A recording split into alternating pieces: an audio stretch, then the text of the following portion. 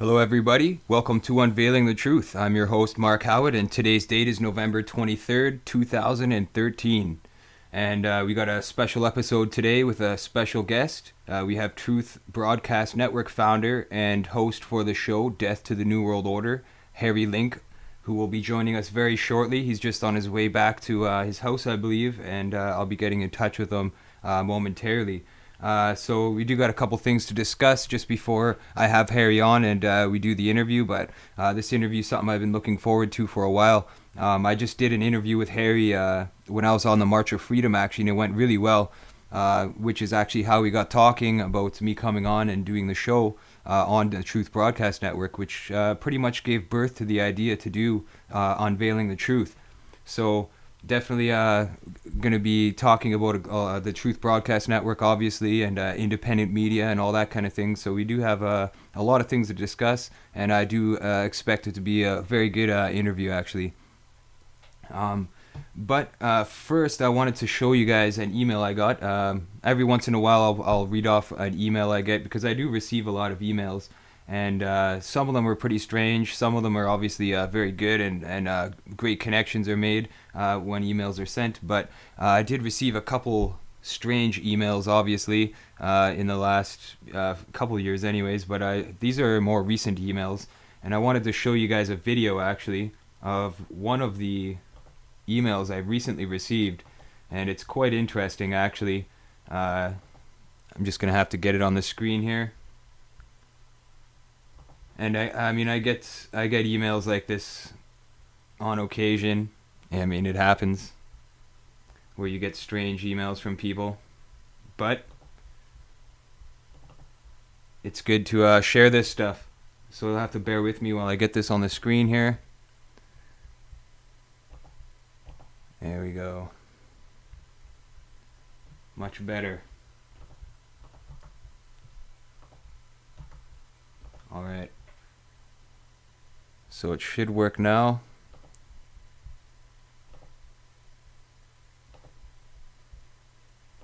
And I'll actually have to read this out to you as quickly as I can by looking at the screen here, because it is a quick little clip that I just videotaped the interview, the email, actually. So you'll have to bear with me here. But here we go. And this was just after the interview with David Dees that I did. I got this email. Hello, World Public Union. My name is Corey Williams from Washington, D.C. I want to be part of this cause because I know what's going on in D.C. and Babylon needs to call for the name of Zion. And the title of that email, I'm from the nation's capital. And, I mean, obviously, I didn't reply to that email. Definitely didn't reply to that one. I get emails like that sometimes where people are, I mean, I got one while I was on the March of Freedom, and the guy was saying how he hopes lots of people die. He's wishing for death upon mankind because we deserve it, and bring in the New World Order. He's all for the New World Order.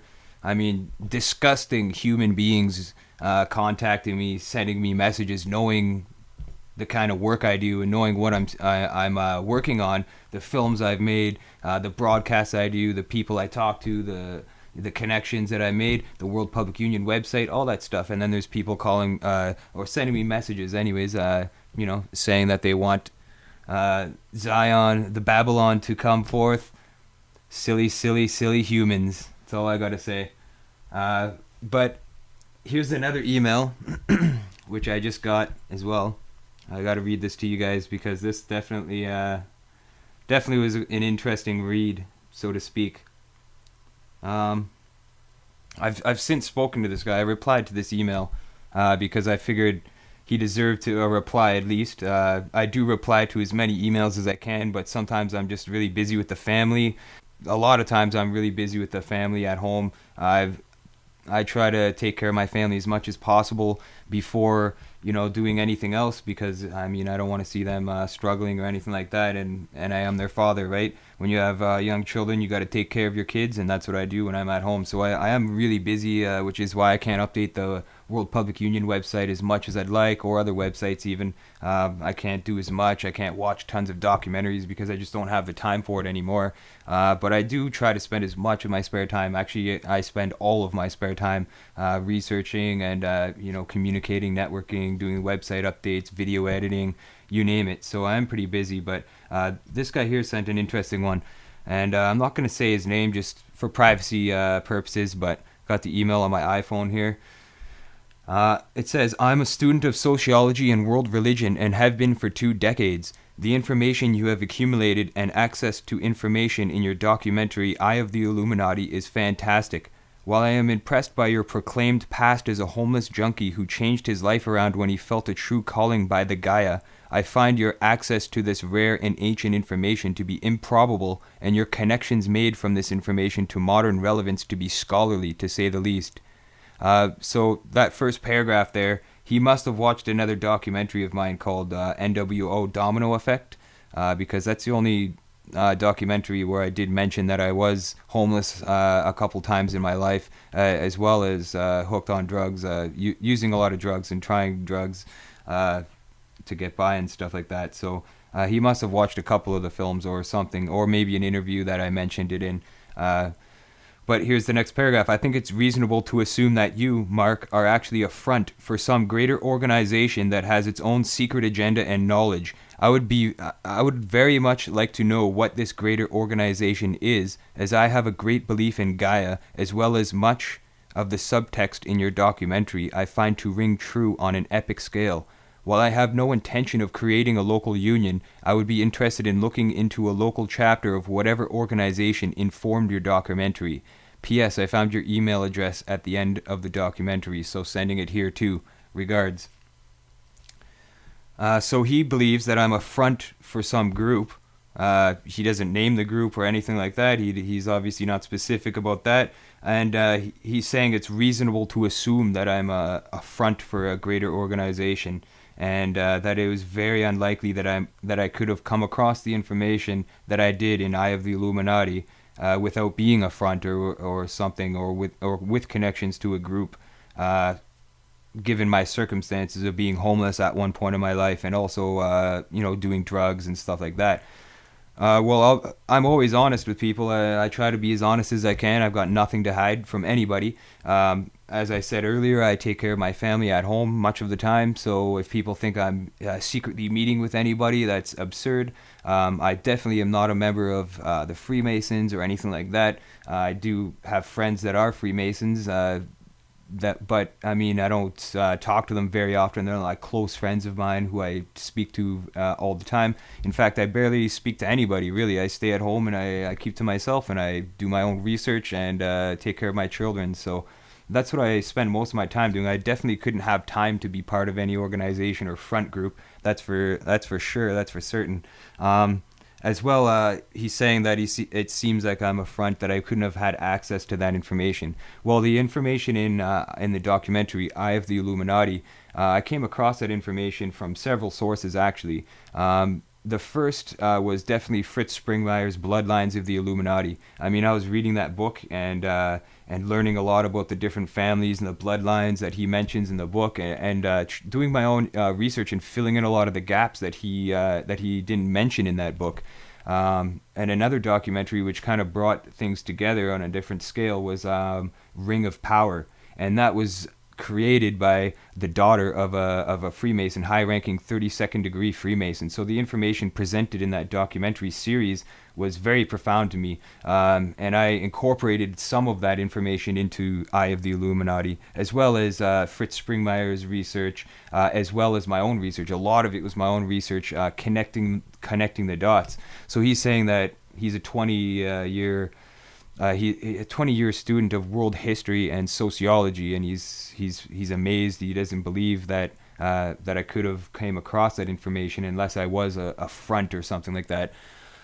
So that's a pretty strange email. I did reply to him saying there's no way I'm a front. I explained everything I just explained to you guys. I mean, I could go through and show you guys the email, but I'm not going to. And he did send me a message back, basically saying, I'll read that off too, I guess, since I got a bit of time here. He replied, he said, "Hey Mark," and I also asked him if he was part of some group because if he's claiming that there's no way I could have this information unless I was part of a group, then how would you know what I mean? If he had that information, well, not that if he had the information, but if he really thought I was part of some group or something, then he must know of some groups or be part of a group himself if he thinks that. But he says, "Hey Mark, first off, I believe your personal story. I have difficulty believing someone with that particular personal story found the resources to produce such ambitious productions as you have done without the backing of something bigger. Keep in mind you are stirring a big pot, tackling a huge conspiracy theory. Those interested in these topics are by necessity naturally suspicious." With a smile, "I would like to attend your online show. I am currently working on a project of my own and the holidays are approaching, so time is short. I got sidetracked from my project last night and watched those 2 videos. Speaking of being suspicious, I didn't mention seeing Domino Effect. I checked out a few bites of interviews. None of the info presented I see as that difficult to find individually. The gestalt of bringing all those disparate pieces together into a coherent argument without having the foundation of some pre-existing dogma as a base from which to begin is the improbability as I see it."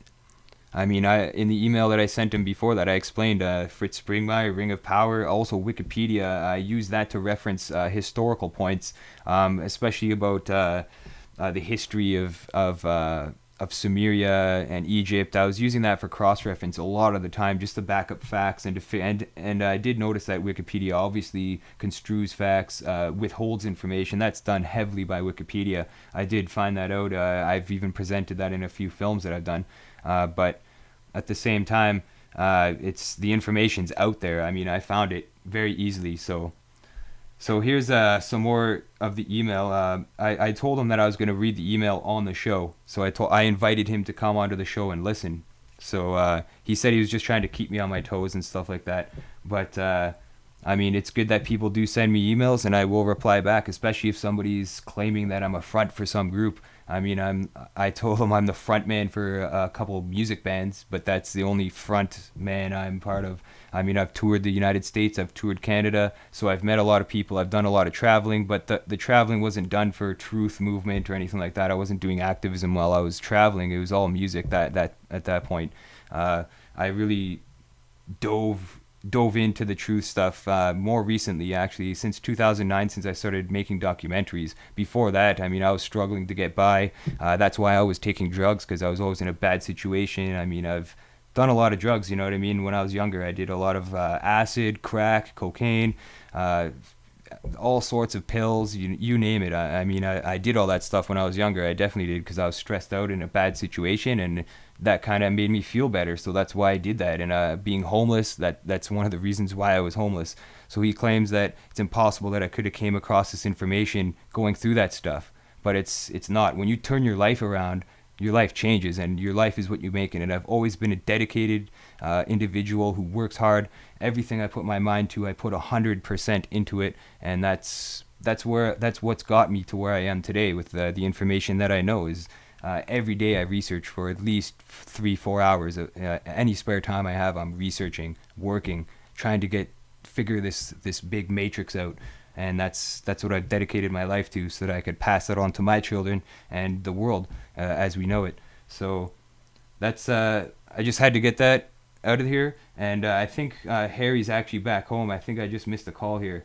So I'm going to see if I can get him on, and we can begin the interview with Harry Link. Really looking forward to this. I got a couple great videos to show you guys too a bit later in the episode of Harry at work, hard at work, and definitely making us proud. So here he is. I'm going to try to get him on here.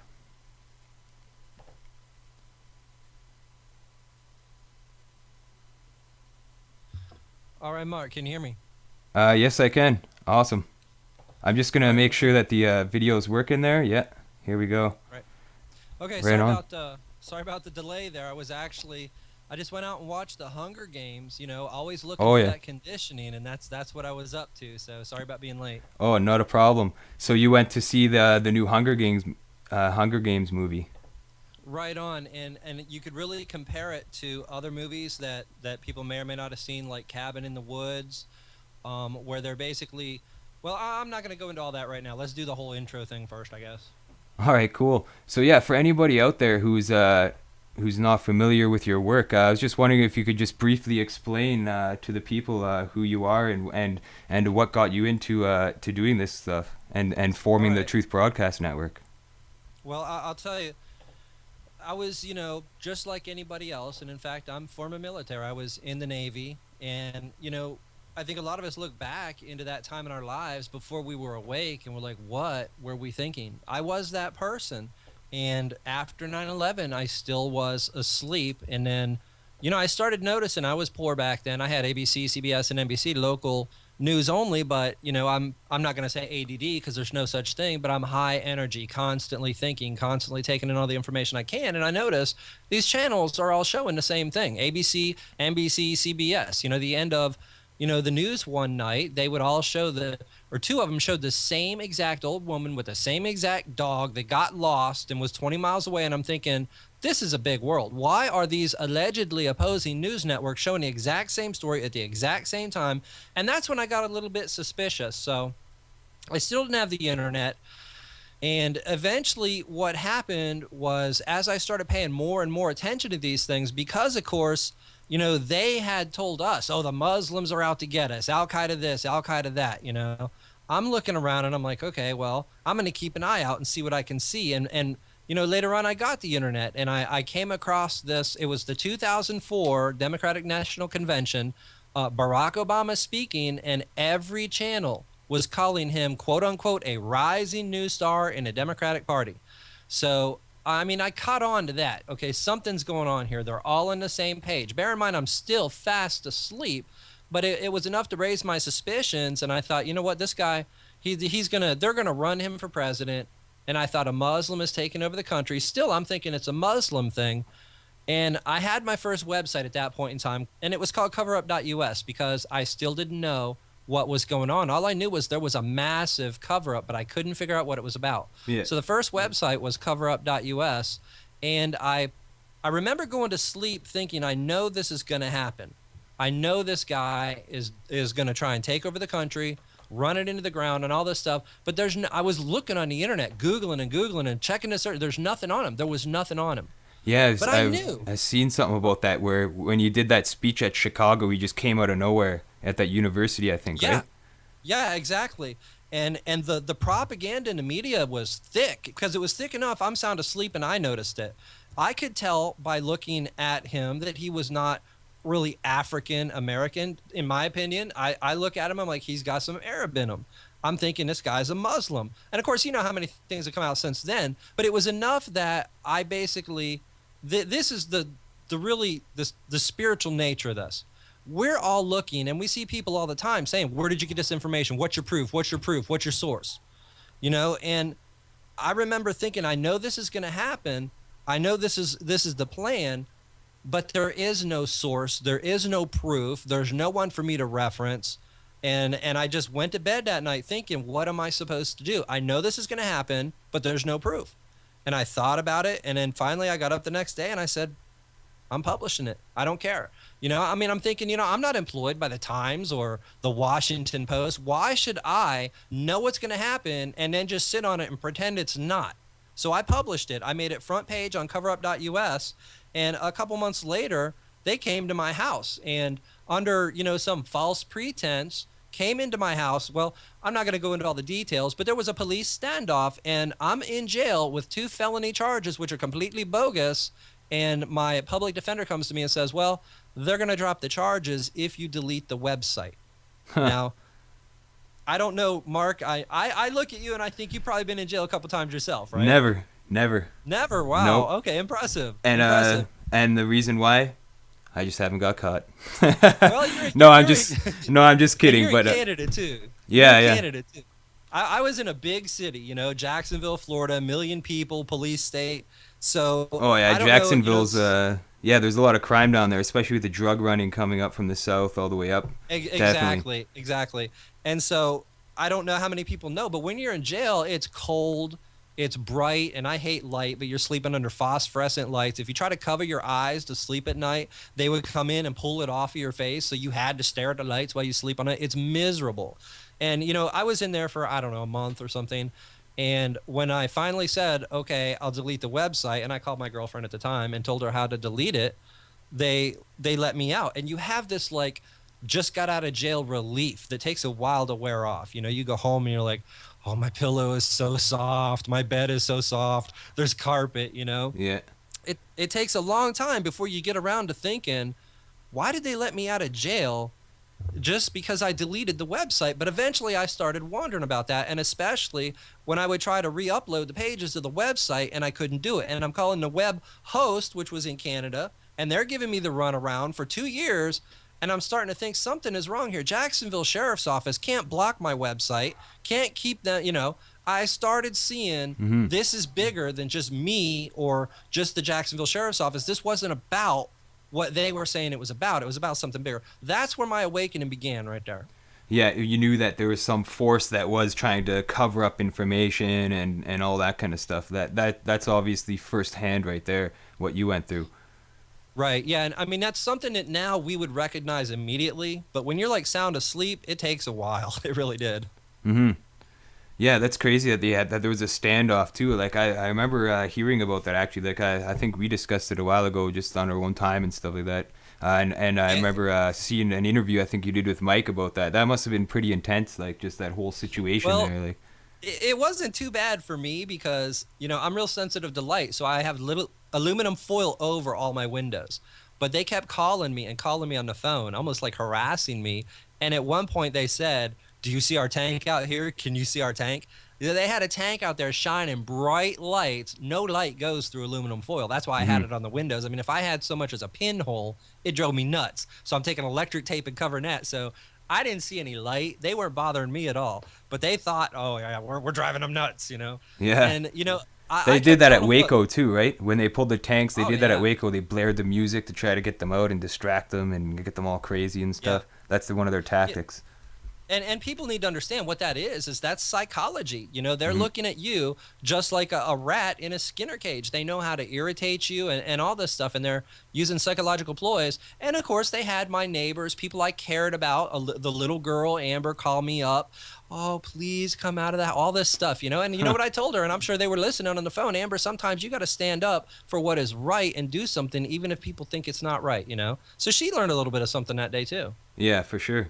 That's a crazy story. So after that, I guess when you got out of jail and stuff, I could see now. Obviously, you've got the Truth Broadcast Network going. You've got your own show and all that. So I guess there had to have been a moment of time after you got out where you just said, you know what, I'm not going to be silent. You just Right. What happened was at that point in time, you know, I thought it was the Muslims, and eventually I started seeing the bigger conspiracy. And you know, there's a couple years there that I mean, I didn't wake up in a week or a month or a year. It was like a couple years for me to go through the different phases to where I realized it's all about the New World Order. The enemy is the New World Order. The Muslims have little to nothing to do with it. And so, you know, eventually I started broadcasting with Free Think Radio. Still didn't have another website because I decided they're going to block that server forever. And really the future is about video. I need to be doing video. And so I just didn't build a website. I started broadcasting with Free Think Radio for a while. And then I started doing video because the tools were there. I'm always wanting to push the envelope. And I started doing video and audio with them. And then eventually they shut down. And so then I was just doing the video, and then I realized people don't watch me 24 hours a day. You know, if we're really going to do something, we got to have a broadcast network. And actually, I said I'd make an announcement tonight, so work our way around to that. But you know, the broadcast network, Truth Broadcast Network, is just another step in this evolution. This has to get even bigger still. absolutely. And I got to hand it to you, Harry. The Truth Broadcast Network is growing. It's something that I see. You're right. You know, it is the future where like a video stream. People are going to video over radio, especially now. And the Truth Broadcast Network is a great idea. And there is some good shows that we got going on the Truth Broadcast Network. And I do want to thank you for let me do the Unveiling the Truth show and get some information, tackle some issues, and try to get the truth out because It's definitely Well, I it's definitely awesome. definitely appreciate you being on the network, Mark. And the thing is, as you know, as a broadcaster, you learn more and you learn faster as a broadcaster than you do as just, another activist out there, because it's no longer, oh, I'm gonna, maybe look at this article and watch TV tonight. It's, I got to be on air. I got to Yeah. have something to talk about. So you're doing your research and figuring things out, aren't you? Yeah, absolutely. It's keeping me on my toes, as you said, for sure. And it is like it's, but I need that. You know what I mean? We do need that because it keeps us informed. It keeps us educated, and it keeps us on top of the struggle. You know, we're at the front lines when we're doing this stuff, and that's why it's cool that we are doing this, getting guests Absolutely. on and And, stuff. one of the reasons that I built Truth Broadcast Network is because, you look at the truth movement 5 years ago, it really was just Alex Jones, largely. That's all it was. You heard him on the radio and all this stuff. And once I started doing video, all of a sudden there was, Alex Jones nightly news, and it seems like things have been evolving step by step together. And this is the thing. Now that we have Truth Broadcast Network, the New World Order is going to come out with new age Luciferian video broadcast networks to mirror us. That's what they're going to do. One of them starts this December. I asked a woman about it, and she blocked me. She's wearing a pyramid crystal around her neck. She's a Luciferian. So, Yeah. in other words, they could have done these things 5 years ago or 3 years ago. But they said, you know what? Don't let them even know this is possible. And then if they stumble upon the ability to figure out how to do this, then we'll bring the networks on board to counter them or to neutralize them. Yeah, they do that all the time. They did that with, like, for instance, Yahoo, Facebook, YouTube, Google, all those websites now, in the last couple of years anyways, they've got you to connect all of them. You know what I mean? Like, connect, link with Right. this page, link with that page. That they did that so that when it comes time to pull the string, you get all your sites shut down, and any connections Right. you have to those emails or those addresses or those sources get shut down as well. And that's what we're doing here, is we're figuring out ways to use their technology against them. And that's what we're doing with the Truth Broadcast Network, is using their technology against them. And you're right, once they realize, oh, these guys are going to figure out how to do this, I guess they have contingency plans set up or something. I don't know. Yeah, no, absolutely. And that's why Truth Broadcast Network's built the way that it is. I don't know how many people know this, but every broadcaster is independent, is solo, has their own video channel. And the way the network's built, even if Truth Broadcast Network is shut down, every stream will still run on every other site of every broadcaster and every affiliate. And it's not perfect yet. We still have a vulnerability that I'm going to try and get taken care of. But the announcement I wanted to make is that, obviously we've got, a couple broadcasters on board now, including yourself, Mark, and I thank you again. But, it's going to get crowded, especially over the next year, the next 2 years. We have to expand to a point where we actually have different channels or different stations. And that is the next evolution, is, that you're watching one person and you're like, well, this is good. Let me see what else is on. And you can actually change the channel. That's what's coming in the future. Nice. That's crazy. That'll add a whole new network, I guess you could say. It'll be like a network within a network.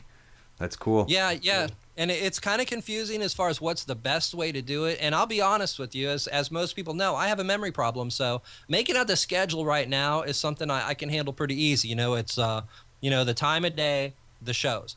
But once we go, and I'm going to go straight from 1 to 8. We're going to have 8 channels. Then you've got, it becomes a matrix. An 8 array for computer programmers, a dimensioned array, but Yeah. which is 24 by however many hours they do, 8 deep. It's getting pretty complicated at that point in time. And when you've got different people coming to you at different times of the day on the different networks saying, hey, I need to do this time instead of that time. And, we don't change it up too much, but it's, it's going to happen time to time. And, maybe I'm not on the computer. I just got a text. I don't know if I'm going to be able to handle it all. So we may have to start delegating. And I don't want to say anything premature, but it might be that this person is running this network and that person is running that network and so on. I don't know exactly how we're going to do this, but this is the next evolution, and it's something that we're going to work out over the next year or so. Cool. Yeah, that's awesome. It's always good to keep on top, like you said, especially with the Truth Broadcast Network. It's got a lot of potential, and it's good to hear that this idea. Then I never was expecting that, to make different channels or anything like that. So I think it's a good idea for sure. It would give people more options and also more content, more truth spreading, right? More connections, everything like that. Yeah, one thing I noticed was the schedule's down on the websites. Like when you're watching the videos for anybody's Right. page, it seems like it's all down.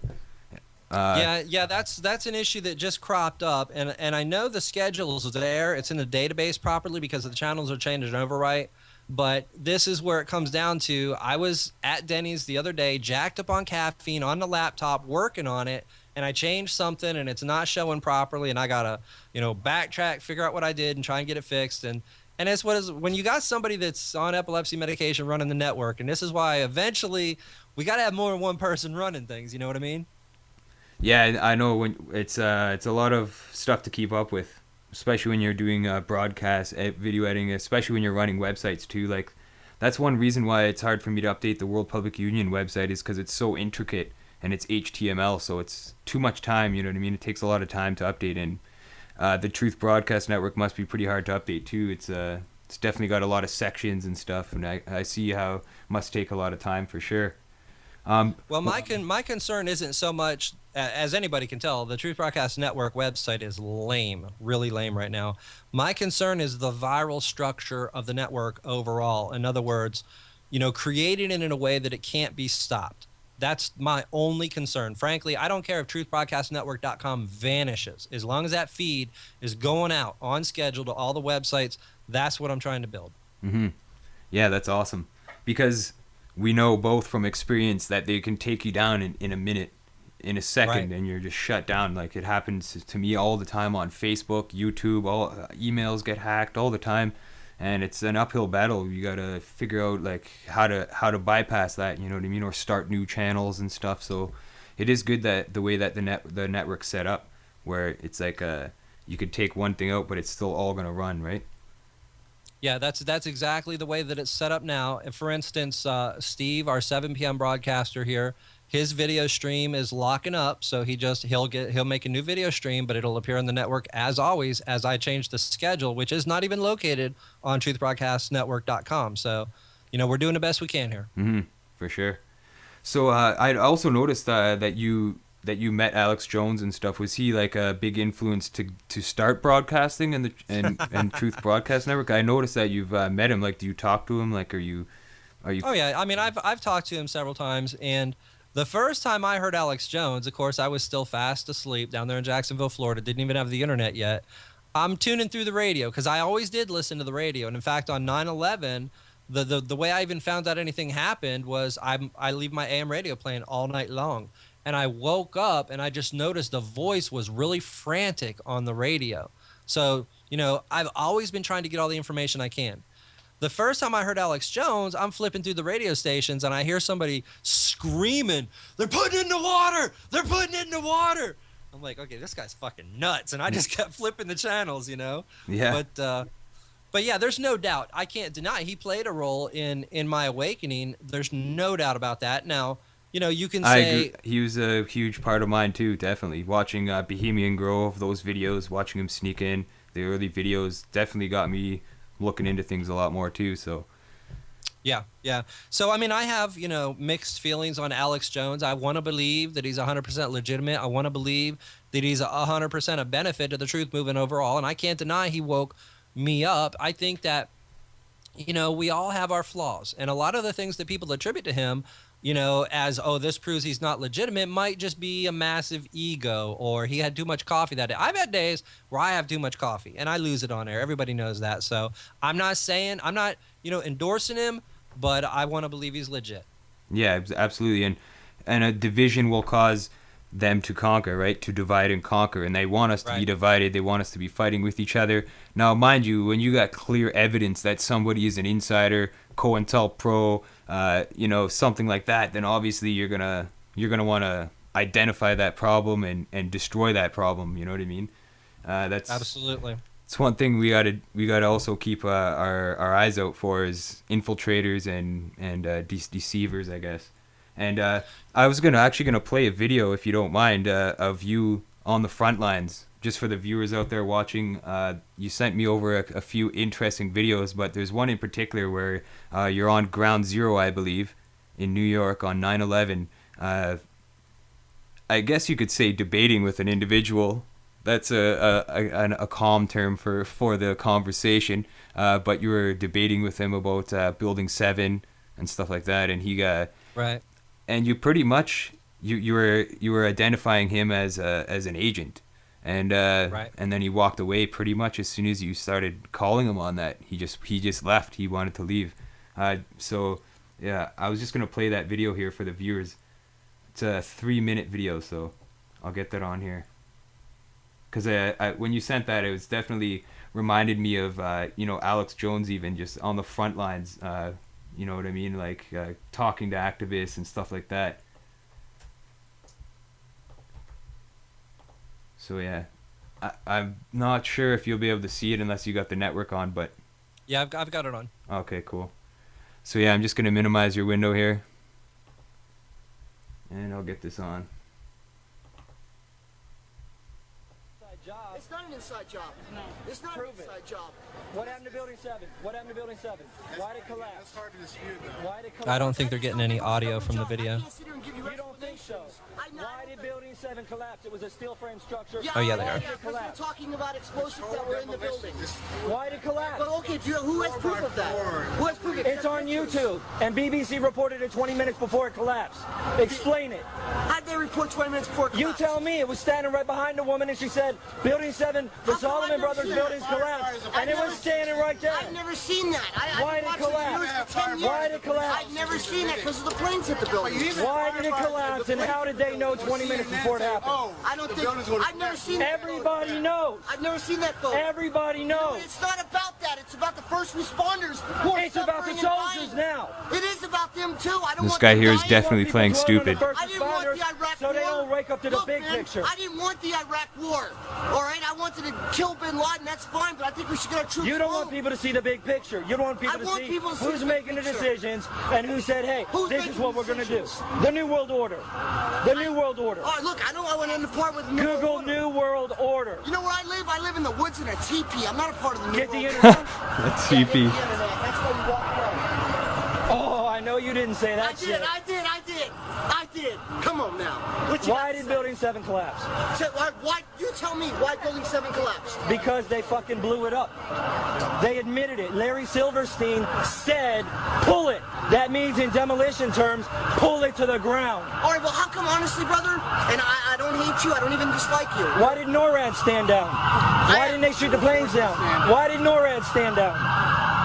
You know what? That's a good question there. They're all good questions. You know, but I How about we get some answers? How about we get a new investigation? I'm with the new investigation. Okay. That's fine. I want the truth to come out, but I don't. Well, then don't fucking trash us. I'm not trashing you. Because that's all we want. Yeah, but you know, We ain't trashing nobody, bro. we ain't trashing nobody, bro. We just want people to realize. representing our country. We just represent our country. We want people to You're recognize representing first- mind control. Rolled out on Fox and CNN. No, fuck Fox and That's CNN. mind control. Fuck Fox and CNN, dude.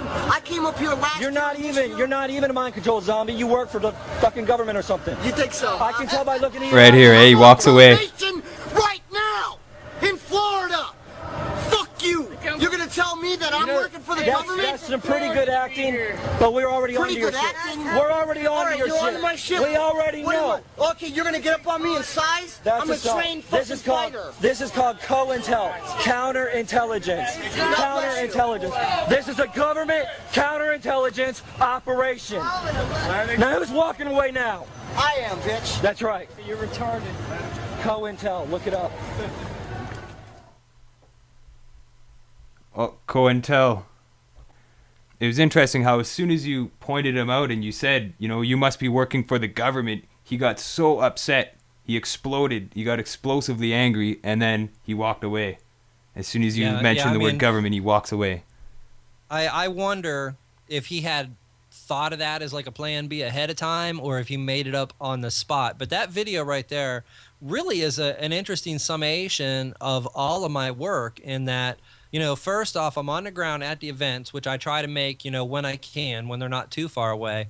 Second, when I go there, I'm not one of those people, and it's great that they do it, that are chanting, that are holding the signs and the flags and so on. My role is that I scout. I basically play defense. I look at all of our people, I look at the area we're in, and then I rove around and actually blend in with the people who were coming and going, with the police, with the operatives. I'm constantly roving. That's how I ran across him to begin with. Third, I do have epilepsy, and the reason I was leaving there and the reason I walked away from him was because I was starting to have like petit mal seizures, and I wanted to go sit down somewhere for a little bit.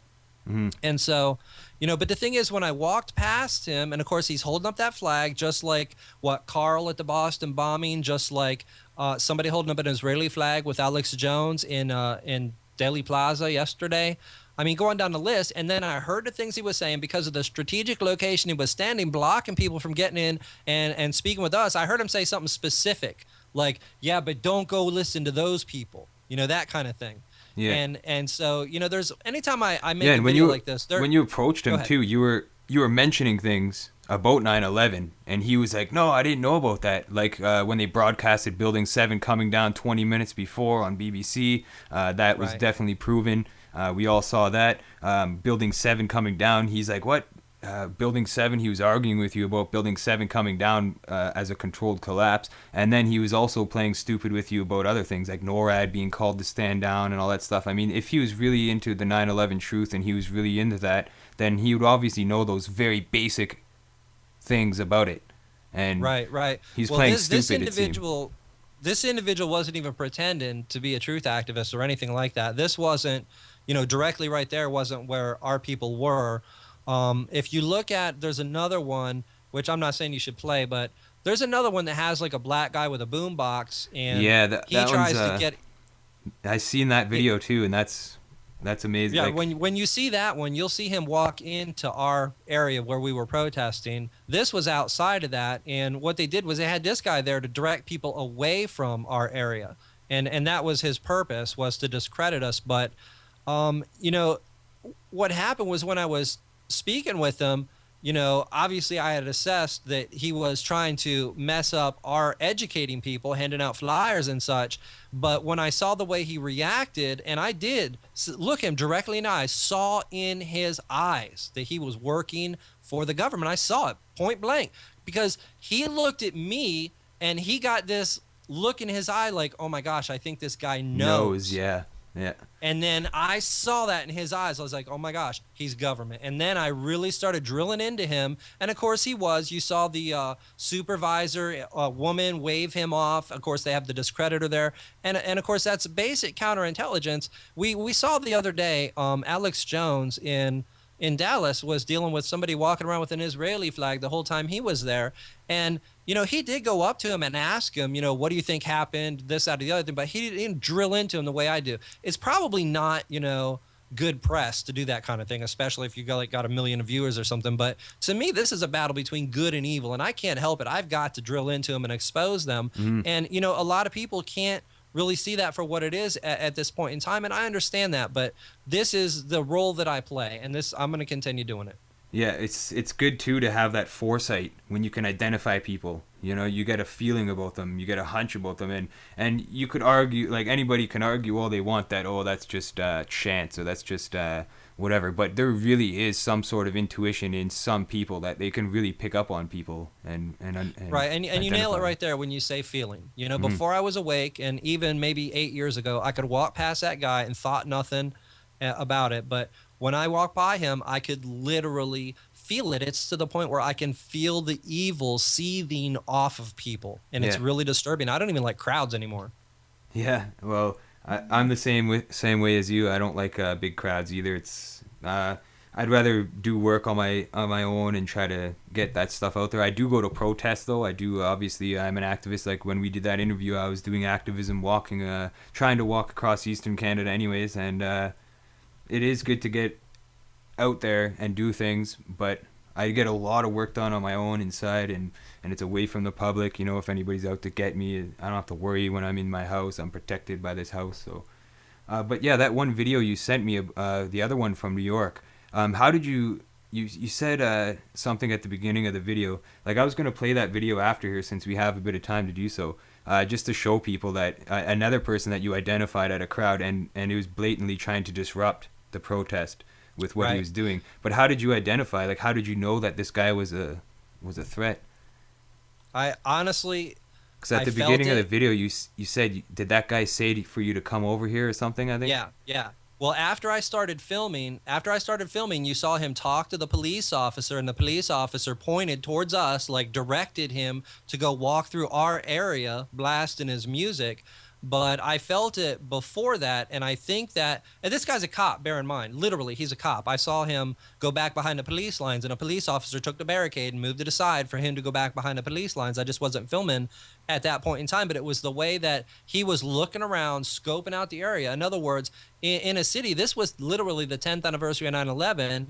People are walking around. They're not stopping, standing, looking. And in fact, if you stop, the police will tell you, just like it's a video game home front, move along, no standing, Yeah. And this guy, he stops, stands, looks. Then he walks over to a police officer once I started filming, and the police officer directs him where to go and what to do. And then, of course, I asked him about that. It's a feeling you get. It's just like if you're a wild animal standing in a herd, and you detect danger. Sometimes you don't directly see it first, and you just look around for a couple minutes, and then you recognize it. Mm-hmm. Yeah, totally. That's a good way to explain it. And yeah, I'm just going to play the video so people know what we're talking about here. Because this video is definitely good, too. I think we're identifying threats at protests. Infiltrators, essentially.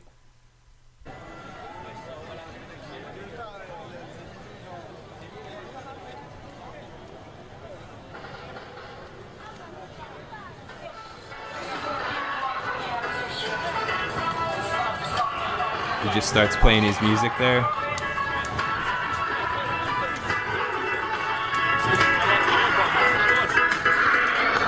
Nations are fighting against nations. He just told you to go over here, didn't he? Did he just tell you to go over here? Tell me keep playing it. Can you turn that down a second so I can tell you something? Did he just tell you to go over this way? He said play it around, something like that. Okay. I didn't Cool. even too well. All right. Everywhere you turn, my friend, there's war. With this one, you know we won't take it very far. Co-intel, counterintelligence.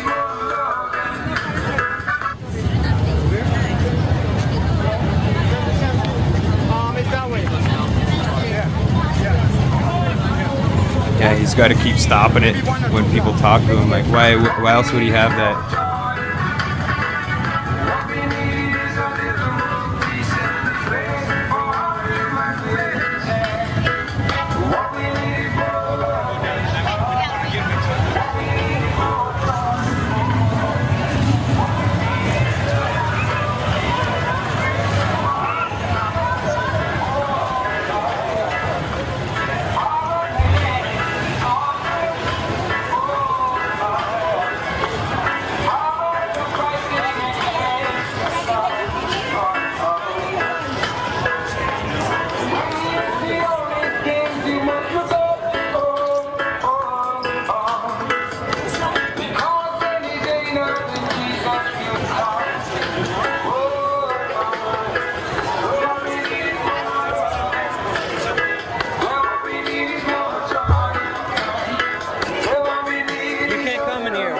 This is our designated protest area. Excuse me. We can't have that noise in here.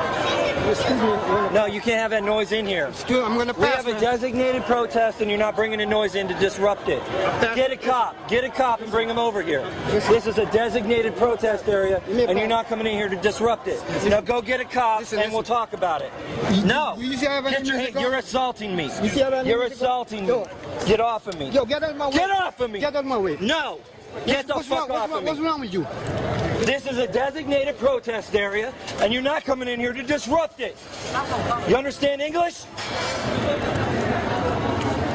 And don't touch me again. Yo, move out my way. Move out my way. Guys, break it up. He's coming in here to disrupt our You're protest. With stupid guy. You're very Break it stupid. up. Break it up. Break it up. That's it. Break it up. You're very stupid. That's it. Break it up. Alright? Just break it up. If he starts playing that music in here, I want him out. Right there. This is a designated protest. We have a permit. You're stupid. Go back to school.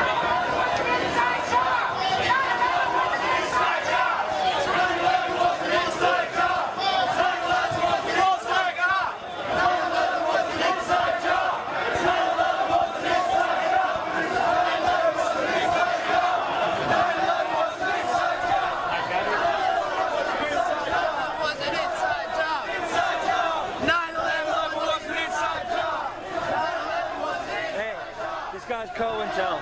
Keep an eye on him. If he starts blasting music, that's what he's here to do. You're a stupid guy. You're stupid. Yeah, I'm stupid. Turn that fucking shit on in here. Jackass, you see I have any music on when they come in here? Okay, well then pass on through. Did you see I have any music on? You stupid. Just pass on through. Police state! And the police state! Defend the Constitution!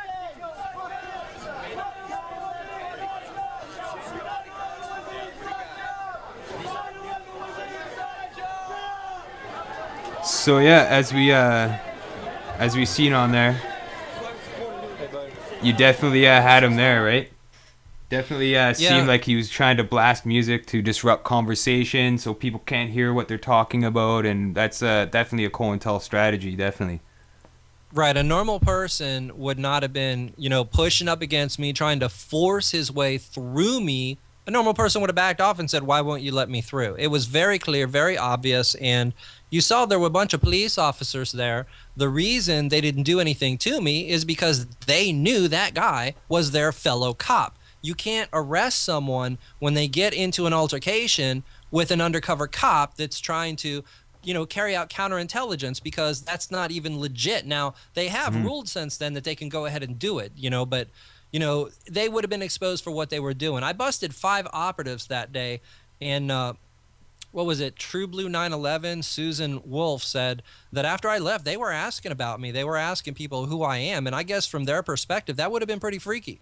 Somebody going around exposing all of their operatives, and they're like, who is this guy with long hair walking around here doing this? But Yeah. I mean, it is what it is, and that's what I do. Yeah, and there is people that do that. They do infiltrate protests, especially something as large as the 10th anniversary 9/11 Ground Zero protest. They knew that there would be tons of activists there, so obviously COINTELPRO would be full tilt during something like that. Absolutely. And their goal was very clear. It was to keep us from being able to communicate and get the truth to people. So they, first off, tried to put us in free speech zones. That didn't work out well. And I got led to one, not because I followed the cop, but I was there with other activists. And unfortunately, and I'm not going to name any names, they were dumb enough to follow cops to a free speech zone. So I'm always going solo, but I'm like, well, what is Jason Jodlowski and his friends doing following these cops, So I go up there. Next thing you know, everybody's penned in. I'm like, what's this, I'm like, I'm leaving. And they're like, you can't leave. And I'm like, yes, I can. And they're like, well, we're going to check your bags in. Whatever, check my bags. I'm leaving. And then, we all hold up at the Chase Manhattan Bank there. But it was very clear they had, literally physical barriers set up everywhere. We were corralled in there. There was one way in, one way out, very small entrances and exits. And what they would do is they would sit up operatives in order to steer people in the other direction. They had one individual there, and he's, I'm not going to go into too much detail, but he stands there with this big sign on that says, "I smell farts," or something like that. And he's known as like the fart smeller. And when you see something like that, do you want to walk over there? The guy, wants to smell girls' farts, and every once in a while a stupid girl stops and farts for him, and he gets his nose all up in there, and people are like, what kind of freak is that? They don't want to be near that. They don't want to have anything to do with it, and he does it right next to our entrance. Yeah, that's pretty crazy. What does he do that for? Money? Like panhandling or something? He's doing it for money? He's a cop, and it wasn't that was the 10th anniversary of 9/11. So that was September 11th, 2011. What happened 6 days later? Occupy. September 17th, expect us. That's what Anonymous said. Occupy started 6 days later, and guess who was there? The fart smeller guy was in with Occupy. Oh, yeah. Yeah, we had some infiltrators here in Sudbury at our Occupy movement. There was a couple that came in. You could definitely tell probing, trying to get information out of people and stuff. And they also had people trying to incite violence, trying to entice conflicts and stuff like that. Like one guy went in and he was stealing from tents. But I chased this guy. I seen him going into one of the tents, stealing books. And then he took off and he ran all the way across town. I chased him definitely about 8 or 9 kilometers through the city, running full tilt after this guy. And this guy was fast, and I was booking after him. And then I got back to the campsite because I was on night security for the grounds, just to make sure that nothing like that would happen. So I felt it was my duty to try to get this person's book back. And then I find out that the guy who took the book was friends with the person whose tent it belonged to, and he was enticing us on. He was trying to make it look like he was stealing stuff. He purposely made us look over at him. You know what I mean? Like, it wasn't that he was friends, but he knew the person. Like, he's like, oh yeah, I knew that guy. Like, because we asked whose book it was, and I said, your book's stolen. And he's like, oh yeah, I think I know who that is. And apparently he knew the guy loosely, and he said that the guy had a few loose screws in his head, and that's why he took the book. And it just made me wonder. You know what I mean? Like, that's obviously another way they'll do it. There's a lot of this stuff going on, and it's easy for people to say, oh, well, that guy's just crazy. You know, when we were doing speeches in headquarters at New York one year, we had somebody run in shouting a bunch of gibberish, and Gabriel Brown of We Are Change New York, he's a very, very good man, but he's doing his speech, and he's like, it's okay, this guy's just crazy. The guy's not crazy. The guy is COINTEL. And in fact, we have him in video at another event where he grabs some guy's throat and everything. So, you know, we have too many, because people in the truth movement are selfless, are working against evil at their own expense for no personal gain. They are good people in the truth movement. And so they can't imagine these other people having, you know, such evil in them that they would infiltrate the good groups on the behalf of the evil. And they can't get it through their minds, the operatives that are all around us. Mm-hmm. Yeah, and there's got to be operatives in every community. There's got to be, like, probably part of I'm just guessing here, I'm just going off of a whim, but I'm guessing that they must be linked with the local police department or something, where there's, you know, a couple agents probably assigned for civil unrest, protests, movements, stuff like that are sent in to get information, etc., report back to the police, make sure there's no problems, stuff like that. So there's there's no doubt about that. And if you look at all the FEMA drills that have been going on, and you know, we see the ones that become notorious, you know, but we don't see the ones that are going on in our own towns. They're happening here. They had a power out drill here in my tiny little town, and what this is about is it's not so much about the drill. It's about FEMA showing a presence, getting to know the locals, the mayor, the police chief, and so on, and seeing who can we control and who's going to be a problem. And that's how they infiltrate, gain control, and then they can say, okay, Cleveland, Ohio, check, we got that one. Mm-hmm. Yeah, it's FEMA's even up here in Canada. So it's not only in the United States, but there's also FEMA camps here in Canada that are set up. So it's definitely going around, you know what I mean? There's something. One thing that we were discussing in the interview that we did before, too, that I wanted to, like, also talk about is, I guess, hope, you know what I mean? Like, a lot of people have lost hope. They feel like there's no way that we can turn back the clock to try to get things going better. They feel that we're so far gone that there's absolutely no way we can dig ourselves out of this hole that we've dug. And I do know that you're always hopeful, you know what I mean? And so am I. Definitely, I have hope for the future, and it is a thing of evil and good, I guess you could say, like you were mentioning earlier. What are your thoughts on that? Well, this is...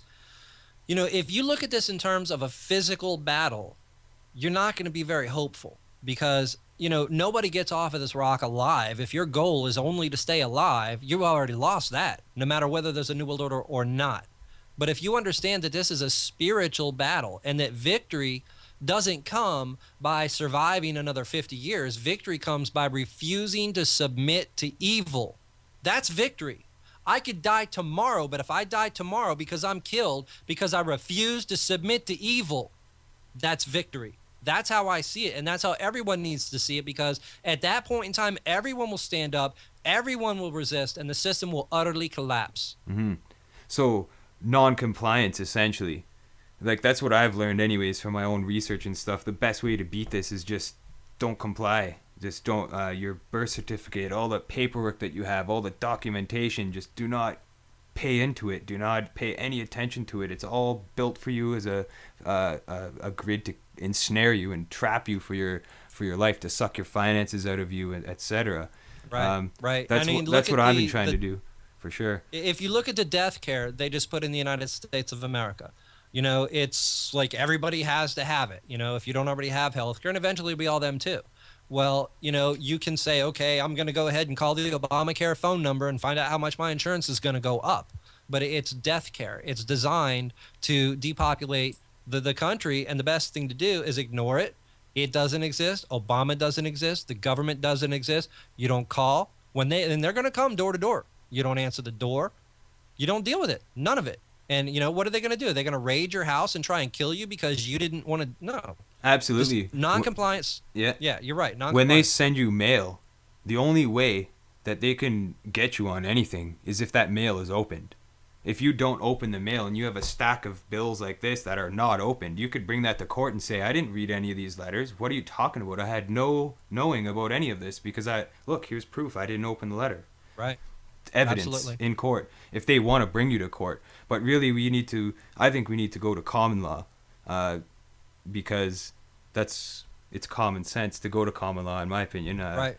That's the only way I could see us really getting out of this bind that we've got ourselves into, really. But it is hard when they strategically try to ensnare you into their system of And they lay the trap. We walk into it. That's the bottom line. People, obviously, most people have television and they watch Law and Order, or they watch, shows about courts, and they know, okay, you go into court and you're respectful and you stand up when the judge comes in and you do this and you do that. And in other words, you're being trained like a dog to operate within their system. We need to be more like, and I don't know how many of you have seen this video recently of a Montana mountain man who was in court. Yeah, I have that video actually. I could play. Yeah, roll that video. Roll okay. that video, Mark, if Yeah, you got it on hand. Yeah, I do. It's funny that you mentioned that, for sure. You need to understand, you are not your body, okay? I am not my body. I am the spirit that lives in my body. And, they can drag me into court, but Absolutely. they can't punish the spirit. Go ahead and roll that video. Yeah, because we're flesh and blood human beings with spirits. You know what I mean? And that's, yeah, it's exactly like you said. But they want us to represent ourselves in court. Represent. That's why we get a representative or a lawyer, because we're representing ourselves, our fictitious character, our straw man that they built, that they designed for us when we're born. When really, this guy here has got the right idea. I'm going to play that video right here. No, ma'am. I stand as myself and speak for myself in myself. And I am not the trustee over the all caps name that you're operating on. Well, you're here in court today because you were charged with some charges. I'm here in court today because I am making a special visitation. This is not an appearance, only spirits appear. Living men, living persons make special visitation. That's why I'm here, to make sure that you guys don't tander my truthful, proper names.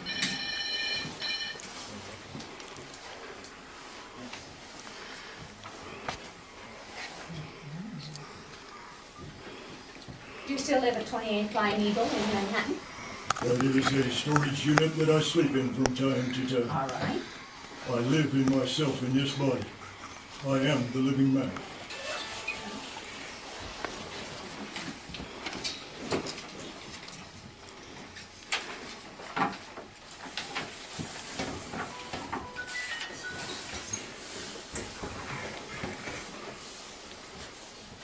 Mr. Talgate, you were here. You were seen by Mr. Cutts on 9/3 of 13. And you asked, at that time, he appointed you a public defender. Did you apply for the public defender? What use have I for a voice of ruin? They can That's only not- speak that's your fictitious choice. legalese to you. I speak natural living man's English to you. It's called common English. That's the only thing that I work in. That's fine. There will be no legalese used here.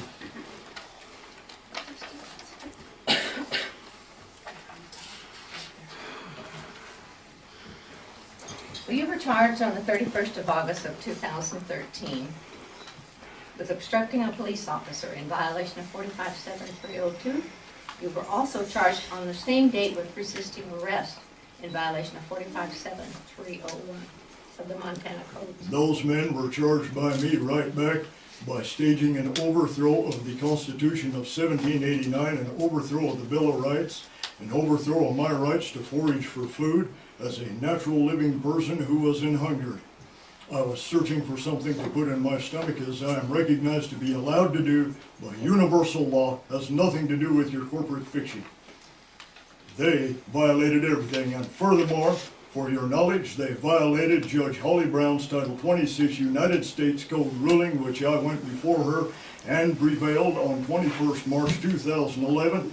DPO 9-58A is the case number wherein she evidenced that I am not a taxpayer because I am not a federal citizen. Federal law trumps state law at every turn. I have 9 judge rulings to that end, and that trumps state law.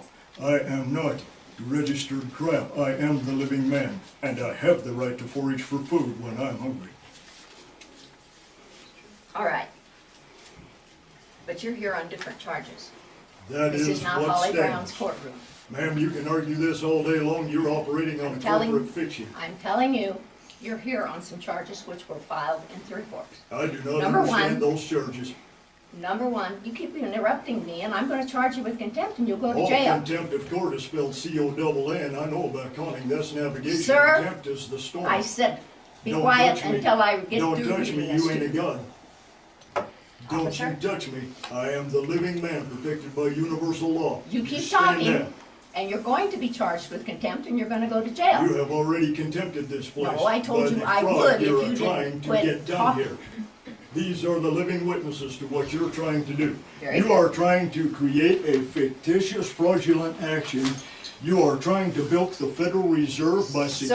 securitizing in all caps commercialized name Sir. and Would you notifying remove them him from the that courtroom? Officer. they are standing in debt now. If you touch me, you will violate natural law. Do not come near me.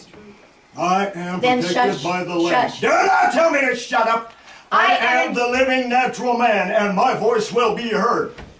That is the Jolly Roger. That thing you call the American flag with the gold fringe around it is the Jolly Roger, and you are acting as one of his privateers. Okay, you're here on the charge of arrest. I'm resisting here by arrest. special visitation. Right.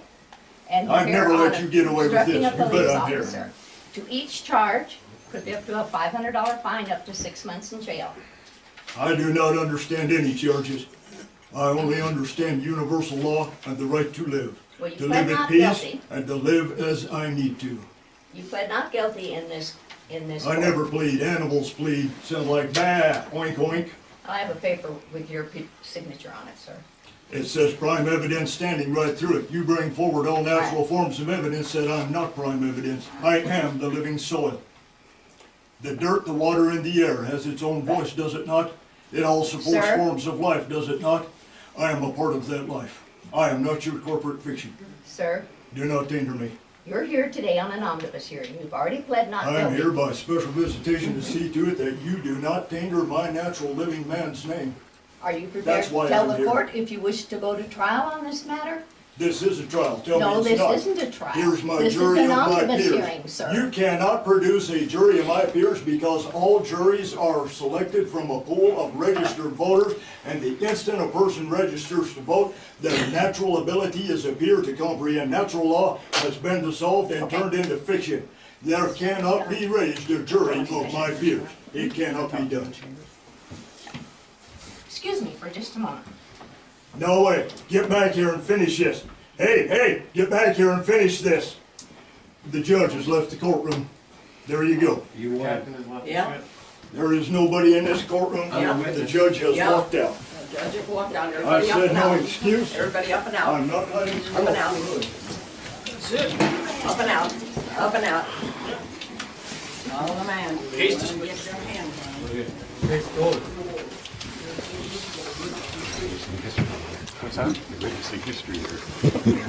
Thank you.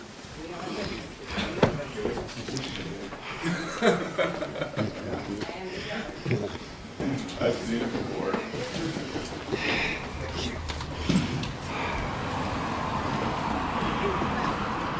Abandon the court.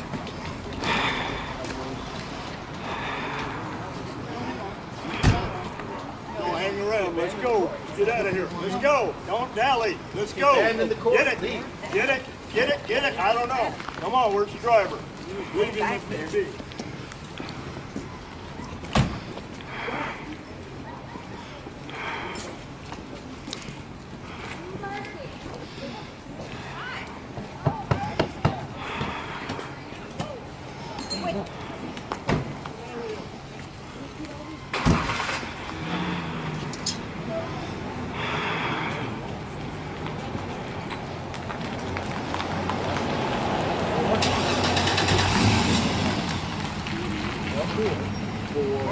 that too.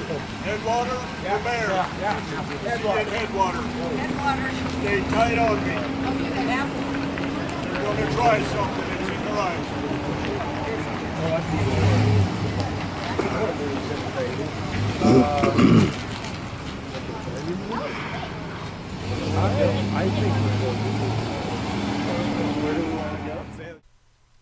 So yeah, that spells it out right there, I think, for sure. Right. And anyone, there's a lot of people who understand this concept and who will operate by this concept, but still won't admit that we're fighting a spiritual battle. And when you reach a point where you can feel the evil in your presence, you have to admit it is that spirit of evil that you're feeling, that you're sensing. Mm-hmm. Totally. And this whole system is built off maritime admiralty law, commercial law, and it is occult-based, very occult-based. And that's evil. Really, it is. It's an evil system. For anybody to dictate another man's or woman's life and control another man or woman's life and choices they can or cannot make, that's evil, in my opinion. Right. And, you know, you could even just narrow it down to the word control. You know, where people are free. People have free will. They were endowed by their creator with free will. And if you take that free will away from somebody in order to control them, that in and of itself is an act of evil. As soon as you say you understand, it means you're agreeing to their terms. And you were saying you had documents that and all documents say that they make. Do you sign? Do you agree to these terms? And that's how they ensnare you, really. Right. Yeah. And a lot of people think, you know, and it is complex. You don't want to just blindly go into this kind of thing. But I'll tell you, I'm not up on all of this stuff. But the last time that my wife was in court, they were going around trying to get people, and this is how stupid the population's getting, going around with a clipboard before the judge ever came into the room and telling people, go ahead and just, write down here, no contest. They were telling people to go ahead and sign to plead guilty before the judge ever walked into the room. It's unbelievable. And then when I said, well, she's not going to sign that. We don't even know if you guys have jurisdiction. The woman lost it. So this stuff is real. Yeah, it sounds like she was trying to scare you into signing it. That's what they'll do. They'll use fear tactics just to scare you into signing it or whatever. I mean, you see what Mark Dice... You see what Mark Dice does. He could go up to people with a clipboard and say, sign here if you want to be put to death, and they'll sign it. So it's just the act of going up with a clipboard. People blindly comply. Yeah. And it's like the guy in the video, if you noticed the Mountain Man video, he was just fishing apparently. And they brought him in on charges for fishing. He was forging as he was explaining and presenting his case or whatever he's doing in there. But if you notice, the police or the guard really wouldn't apprehend him. He was saying, no, you can't apprehend me. And the policeman knew that, and the judge knew that, and that's why they weren't doing anything. She had to leave and go in her chambers and stuff. It's, right. Once people are aware of this and they do present and they do have to appear in court and stuff, it really is effective. A free man on the land kind of scenario really is what it is. And right, yeah, I don't want to get too deep into the legal stuff because I'm not, it's not my area of expertise, but those police really work for you. And when that judge walked out of the court, they worked for him. Mm-hmm. Absolutely. And yeah, it's I think that's a sign of the times. People are becoming really educated on what's going on and finding the cracks of the system and really going through those cracks, which is what we're doing at the Truth Broadcast Network and everything like that. It's it's like psychological warfare is really what's happening here, I think. It is psychological warfare, and our side is just now realizing that's what it is and starting to actually give it back to them. We've been blindly submissive for a long time. I look at my parents' generation and I'm like, what did you think happened when they shot JFK? Who did you think did it? And my grandmother's like, well, they said the mafia did it, and so they blindly believed whatever was on the television. And that's why, Truth Broadcast Network and the other true alternative media is so crucial. And that's why it's going to be such a battle to keep this alive, because this is the death knell for the control system if we can keep perpetuating it. Mm-hmm. Absolutely. And when they meet in secret and they pass documents, they pass legislation without most people even knowing about it. That's how they get you too. They totally pass laws and change and try to take away our freedom slowly. And most people don't even know about it. They don't read the documents. They just sign and say, okay, here, take it, take my life, take my freedom, take my money, take my family, take my potential as a living human spirit being on this planet, and just, here, it's yours. I don't understand the mentality on how somebody could just give it up like that. Just let it go, right? Well, I mean, I hate to say it, but it's just abject stupidity. Some of them don't care enough. They're worried about the next Twilight movie or whatever it is. And some of them have just been dumbed down to a point where they can't hold a thought, concentrate and focus on anything that really matters. Mm-hmm. Yeah, it's that's one of their strategies as well. I guess making sheeple out of people is one way. But as your motto for the Death to the New World Order show is turning sheeple into wolves. So how long have you been a broadcaster doing the show Death to the New World Order? Well, I think I started in like February 2011, right after I got married. They were wanting to get me on Free Think Radio before I got married, and I was like, no, I'm going to get married first. So I guess it's been about, let me think, February 2011, 12, 13, I don't know, 2.5 years or something. But even when I started, I was calling the show coverup.us after my old website, and I don't remember exactly what happened, but at some point in time, a few months in, I just decided that it's Death to the New World Order from here on out. And that's what it was called then. And that's what it turned into. And part of the reason for that, and of course, I used to always have my gun on me when I broadcast and stuff. I'm trying to project an image of defiance in order to inspire people to really stand up against it. In other words, and I think I lived under the notion that if somebody actually said Death to the New World Order on, in a recordable way, or if somebody, I thought I'd probably be in jail within a couple months of broadcasting, but I've been doing it for... Yeah.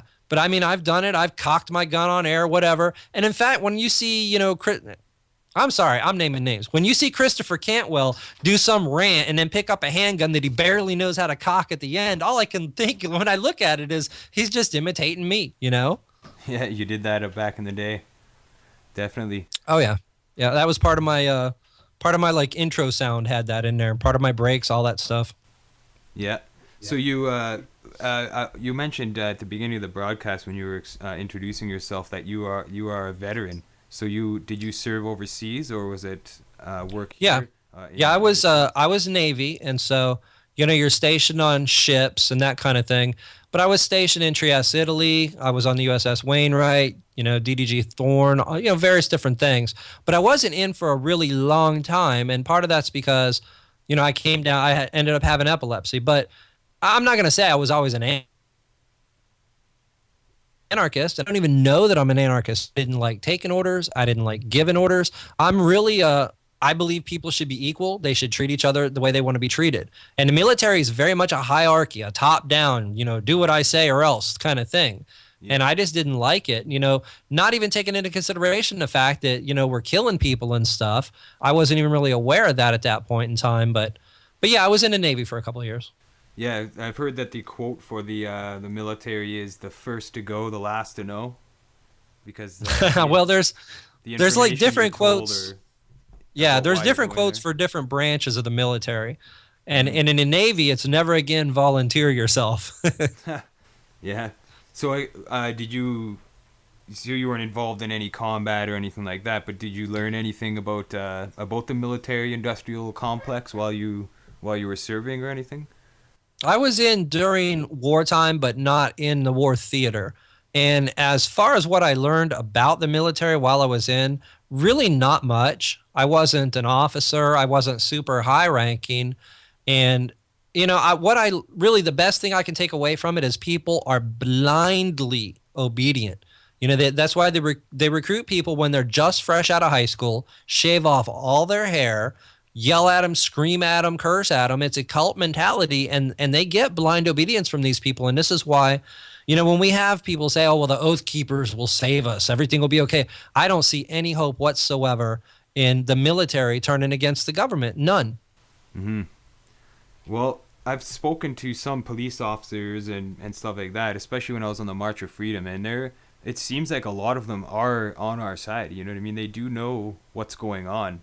It seems like a lot of them are just working a job. They're just doing it for a paycheck and stuff like that. But you are right. There's going to be a lot of these police officers and military, especially that are die hard for what they're doing, and they're not going to care about the average person or the public. Essentially, they're doing this for whatever purpose they have, whatever mission they're on. They don't care about what's really going on. And that's when I heard that term, the first to go, the last to know. It kind of means like you're going over there. A lot of them just go over there without knowing the reasons why they're going there, and then it's afterwards that they really feel that they almost made an error and stuff. Do you ever have those feelings where like you should never have joined, or regret, or anything like that? Well, I'll tell you, when we went to war with Iraq, the first Gulf War, I remember I was in, it's called the MWR, Marine Welfare Recreation. It's just basically, here's where you can hang out and play pool. And, I was hanging out and playing pool, and there was a television in the corner, and I saw something. I was like, what are these jets doing flying around? Next thing you know, there's the first President Bush on TV, and here's this war starting. It never even occurred to me as a young, brainwashed, kid to think, gee, why are we going to war with Iraq? That's the thing I think people don't understand. It never even occurs to you to ask why, because you're blindly conditioned to follow orders. Never ask why. And so I didn't even know why we went to war. Mm-hmm. That's interesting for sure. So like, I'm trying to figure out the question here. I had a really good one. I think I lost it. Well, just look at the topics I told you I specialize in, and just toss anything at me. I'm telling you. Yeah, well, with the military thing, like I guess you could say, I've heard a lot of veterans say, this is the question actually, I just remembered it. I've heard a lot of veterans say that when they're done serving the country and they're done doing their time, they come back to America, even Canada, and they're not treated properly by their government. I mean, I think it's a lot worse in the United States than it is for Canadian veterans. But American veterans, I hear they're not treated well at all when they come back. They're almost cast away, like left to die almost. They want. No, that's absolutely true. And I'm not saying this from the perspective of somebody who's been in that circumstance, because I wasn't in for a real long period of time. But it is true. I mean, I have veterans healthcare. I have healthcare through the Veterans Administration that's underfunded, but it's the others that I see. I've seen veterans who are homeless, and they come into a VA facility for a pair of old used boots that somebody, threw away after boot camp. That's how our veterans are treated. If you look at the homeless population, a lot of them are homeless veterans, and it's not just, oh, well, that's just an alcoholic. It's that person saw his friend's head blown off right in front of him, and he's fucked up in the head. And he's drinking or doing drugs because he's trying to get that part of his life, out of his memory. And people just drive by and they're like, oh, look at this homeless alcoholic sleeping in the snow. Like, anybody wants to sleep in the snow. So there's no doubt they're not treated right. And sadly, I think that a lot of America's in for that kind of treatment in the future. Mm-hmm. It definitely does, in my opinion anyways, it would definitely not look so bright for people to want to even join the military when they're going to come back. And especially with the Iraq war, the uranium, the nuclear poisoning, all that kind of stuff, the radiation poisoning, that kind of thing. And I hear a lot of veterans have that, and they came back and the government didn't do anything for them, really. Right, yeah, we've got troops shooting depleted uranium rounds, and they give them a little warning, oh, well, if you see an enemy tank that's destroyed, don't go up to it because it's going to have, uranium radiation. But not everybody heard that. Not everybody remembers that. And even when you're shooting it in your rifle, there's a little bit of residue coming out there that you're being subjected to. We're not going to understand the ramifications of this for another 10, 20 years when we see the number of birth defects skyrocket. It's just sad, but we're in the evil empire, and we're going to pay a price for that as well. Mm-hmm. I think it's all explained very well in a report from Iron Mountain. It's definitely, that document explains a lot about what's going on now. with the plan for the New World Order, how they want to poison us all with the food, the water, the air, like everything, just total annihilation to reduce the population and reduce the length of life, the average life expectancy. No, you're right there, because people tend to look at these things as separate occurrences. Oh, well, they didn't know this would cause cancer. They didn't know that would cause cancer. They knew these things would cause cancer. And look, I think that, suntan lotion was invented in order. When I seen my sister smearing it all over her kids, I'm like, you got to be kidding me. I can't believe people are this stupid. They invent this stuff to depopulate the planet. They announce they're going to depopulate the planet. Then they invent things constantly to depopulate the planet. And then we sit here and look at them all as, oh, well, that company never knew that this would cause this, and that company never knew that this would cause that. We're being depopulated. They said they wanted to do it. It's happening. And, one of the Nazis said, the more we do to you, the less you believe we're doing it. And that's the country we live in now. I just watched the movie, The Hunger Games, and I mean, people need to understand what's going on here. It's bread and circuses. And so, people are smearing suntan lotion on their kids so they can take them to an NFL football game, watch their bread and circuses. Meanwhile, that stuff is absorbing into their blood and causing cancer. It's clear and obvious what's going on. I guess I'm running the show now, but I can do that. Trust me. No, you're absolutely right. Like the sunscreen is obviously causing some sort of melanoma, skin conditions, skin cancer. The products that they're making, factory-made products, are definitely making us sick, giving us diseases, which is contributing to the sick care system, which is profiting the medical industry, pharmaceutical industry. Big Pharma is getting rich off of all the illnesses and the people that are coming in. And especially now, the record rates of children with cancer and children with sicknesses is just disturbing, to say the least. And I have 2 children of my own, and that's a real concern of mine, is these companies, these factories poisoning the food that we're giving to our kids and that we're even ingesting ourselves. And sometimes you don't have a choice, because the cheapest food, if you're living on a budget, if you're trying to pinch pennies and you're trying to cut corners when you're doing groceries, well, the most affordable food is the most carcinogenic, really. It's the worst produced stuff. And yeah, here in the United States, you can go to a restaurant and you can get meat sometimes the same price, sometimes cheaper than you can get salad. And salad is just a bunch of lettuce and a little bit more vegetables. And that's because 93% of the food subsidies goes to the foods that are unhealthy. And the foods that are healthy are not being subsidized because the government wants you poisoned. Yeah, absolutely. And they are trying to implement in schools now, especially for kids, like healthier eating choices and stuff like that. But the prices are just ridiculous, and that's also a way to monopolize the school's profit margin as well for offering healthier foods. Well, you're going to pay for it, essentially. It's and a lot of the schools in America, they've got a Taco Bell or a McDonald's, and to eat it, so they all eat the cafeteria. Yeah, we don't have that here in Canada that I've seen. I haven't seen any restaurants or chains in the university. Actually, I've seen Tim Hortons, like a cafe or a bakery or something like that. But I've never seen mass chain stores like McDonald's or Taco Bell in Canada that I've seen. Anyways, there likely is some at some universities and colleges, but that's crazy. Is that like standard for all American schools? Is these chain Well, restaurants? I mean, I can't say what percentage, but they're in elementary schools. They're even in hospitals. I think there was one hospital that banned McDonald's. And I'm like, that's a no-brainer. But, I mean, they're everywhere.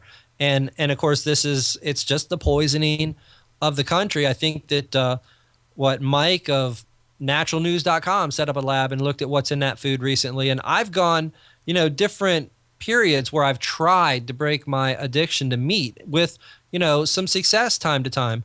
But, we have to do it. We can't sit here and just keep – they're basically saying, here's some poison. You go to the grocery store, there's an entire aisle for soda full of high fructose corn syrup. There's an entire aisle for potato chips. And this stuff's killing us. And we keep lapping it up. It's got to come to an end because, it was said that, what was it? The silent weapons for quiet wars. Yeah. It said that a nation or a world of people who do not use their intelligence are no better than animals who do not have intelligence, and thus are stakes on the table by choice and consent. And that is where we're at today. If we are going to be a nation of people who do not use our intelligence enough to say, hey, that's high fructose corn syrup, that's poison, I'm not going to eat it, then are we any different than the animals that are eaten out of our dumpsters? Yeah, it's absurd, and what it all boils down to, I think, is the companies themselves have to be the ones who say enough is enough, and put a wall up, really, and stop using these harmful substances in the food, and stop manufacturing and distributing these foods. That it's got to be them, the companies, the manufacturers, that actually are the solution. So really, the people can protest. Like, if you look at the march against Monsanto, millions of people around the world protested. Millions. And that's the first time in human history where that amount of people have protested against one company. That's the biggest in the world ever in human history. That is monumental right there. And we still have GMOs in our food. We still have these health risks from the food that we're eating. So that goes to show that no matter how much we protest, it really isn't going to do as much as, say, if we address them directly. Like, if all those millions of people that were out there on the streets holding signs protesting emailed a letter or started email bombing these companies and emailing their representatives, their local representatives for their government and stuff like that, if people were to call these companies and voice their complaints, if all those millions and millions of people were to do that publicly on public forums, post whatever it's going to take, I think that would make more of a difference than going outside and protesting. Because when you have millions of people protesting against Monsanto, it created huge amounts of awareness about the problems, yes, but the problems are still there. So I think there's another thing is needed. We have to take it one step further, I think, if we're going to really stamp this out and make a difference. Right. Now talking about taking it one step further, you know, you got some people churning up the idea of a revolution, and, you know, I find that this is generally a move put forward by the New World Order itself. You know, look at V for Vendetta, for instance. And I mean, there's this thing with everybody standing around in Guy Fawkes masks like they're going to take over the government, have a revolution, blow up Parliament, or whatever. And even in the movie Hunger Games that I just saw, it's basically alluding to a revolution. And we see this more and more. But, I mean, what are your thoughts on that, Mark? Well, there was a revolution, I guess, in the United States in the 60s. It wasn't a massive revolution or anything. It wasn't like huge scale like what we could have today, let's just say. But if there was a revolution, I don't think it would be isolated to one country. I think it would be several countries fighting for the same reason, which could be that it is all part of the goal to bring in this one world totalitarian government, which is what they want, definitely. And what I'm seeing it happening as well is communism as well is something that they're trying to implement, I think, on a massive scale. Because if you look at China, the communist country, they have so many workers over there working constantly for no money, for no pay, but all the materials and products that we have here in America and Canada is manufactured there because we go there for cheap labor. So they're getting our money, etc. I'm not exactly 100% educated on all this stuff. But if you look at the way the economy is going, it seems like they're trying to bring down the dollar. They're trying to eradicate money, trying to crash the stock market, trying to crash the financial system however they can. They've already bought up all the gold, and now they're going after antiques and collectibles, which is definitely on the TVs. It's all over the place. So they're trying to scrounge up whatever they can that's non-monetary, that's not money, has no monetary value, and they're trying to hoard it, basically, and buy it all up. And now the reason why they're doing this, I think, is because the dollar is crashing.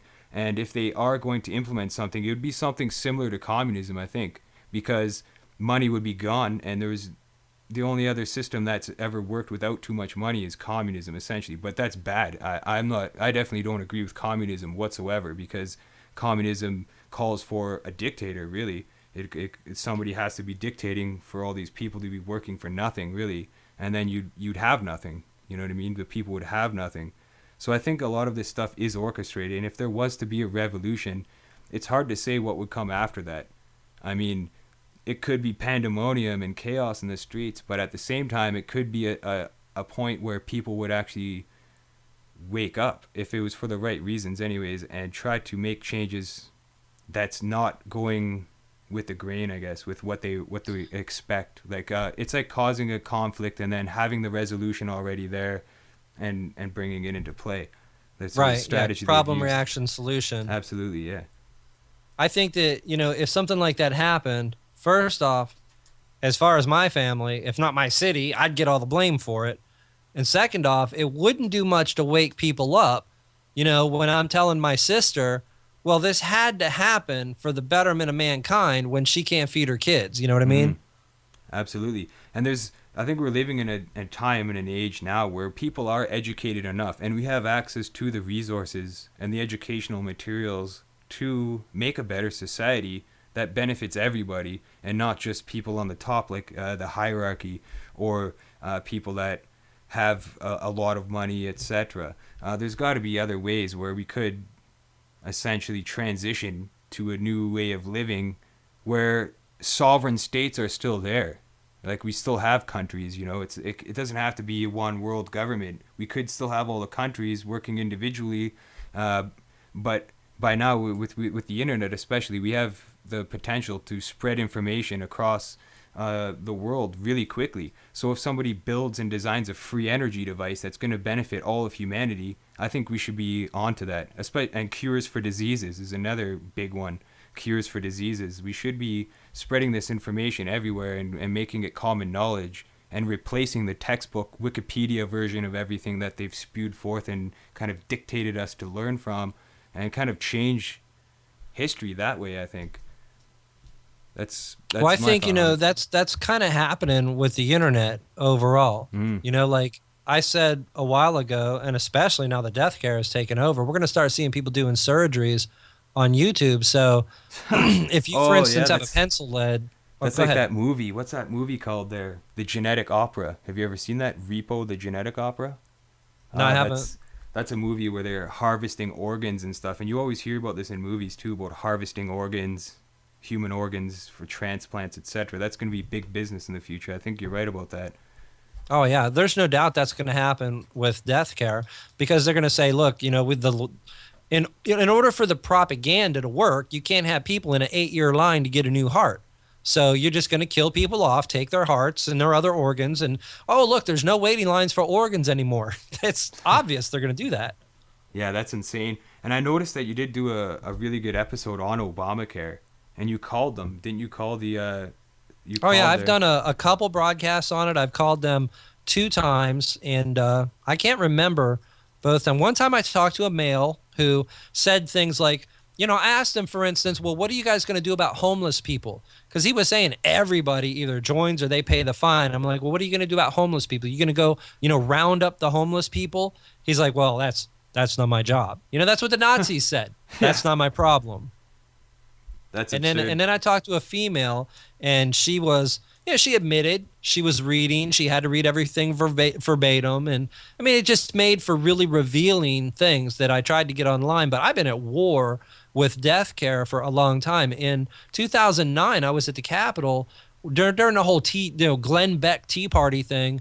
I was trying to wake the Tea Party. So I was up a tree with a massive sign that said, Obamacare means forced drugging. And that's an issue I'm still not hearing people, even though I've been pounding that drum.